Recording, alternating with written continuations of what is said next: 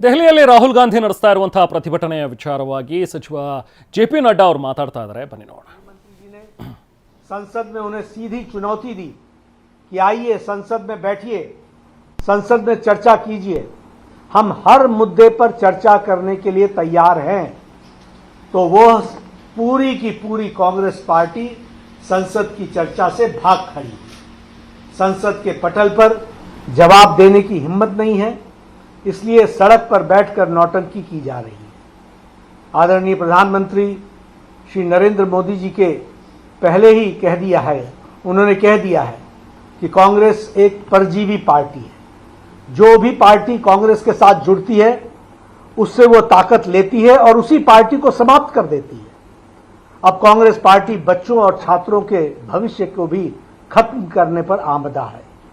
Bharatiya Janata party स्पष्ट करना चाहती है कि देश संविधान, कानून और न्यायिक प्रक्रियाओं से चलता है, न कि किसी परिवार के हठयोग या कैमरा के प्रति उनके प्रेम से चलता है।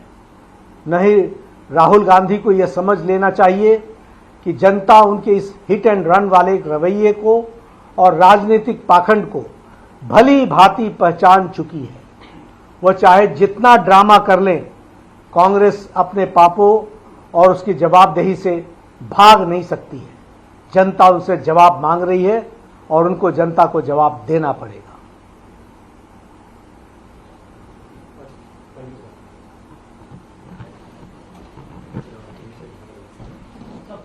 ಇದು ಕೇಂದ್ರ ಸಚಿವ ಜೆಪಿ ನಡ್ಡಾ ಅವರ ಸುದ್ದಿಗೋಷ್ಠಿಯಲ್ಲಿ ಹೇಳಿದಂತಹ ಮಾತುಗಳು। ರಾಹುಲ್ ಗಾಂಧಿ ಇವತ್ತೇನು ಧರಣಿ ಕೂತಿದ್ದಾರೆ, ಅವರು ನ್ಯಾಯಬದ್ಧವಾಗಿ ನಡೆಸ್ತಾ ಇಲ್ಲ, ಸುಖಾಸುಮ್ಮನೆ ಒಂದು ಪರಿವಾರದ ಹಠಕ್ಕೋಸ್ಕರ ಇಲ್ಲಿ ಈ ಎಲ್ಲ ನ್ಯಾಯ ವ್ಯವಸ್ಥೆಯನ್ನು ಬಲಿ ಕೊಡೋ ಒಂದು ನಿಟ್ಟಿನಲ್ಲಿ ಅವರು ಕೂತಿರುವಂಥ ಧರಣಿ ಇದು।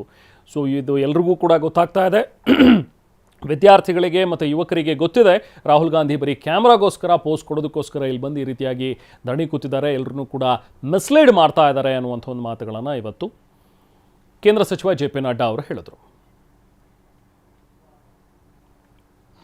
पूरा देश एक बार फिर से राहुल गांधी की उस सस्ती और ध्यान भटकाने वाली राजनीति का गवाह बन रही है, जिसका प्रदर्शन उन्होंने आज संसद मार्ग थाने के बाहर जो किया वो सबने देखा है।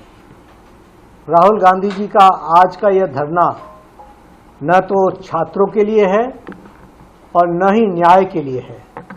यह कांग्रेस पार्टी की राजनीतिक हताशा का प्रतीक है और राहुल गांधी की फुटेज खाने की भूख है।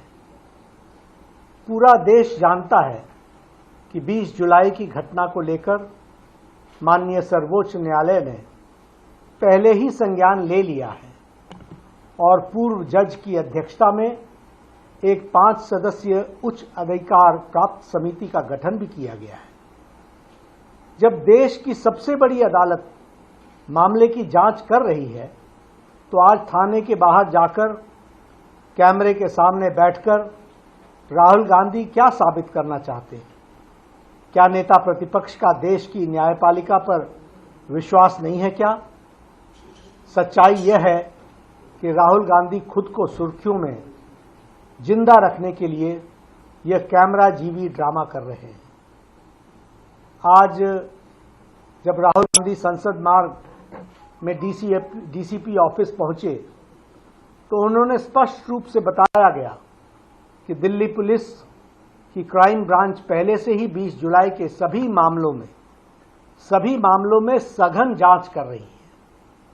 डीसीपी ने यह भी बताया उनको और आश्वासन दिया कि वे इस मामले में जो क्राइम ब्रांच को आपने कहा है वह उनको भेज दिया गया है और क्राइम ब्रांच इसकी जांच कर रही है।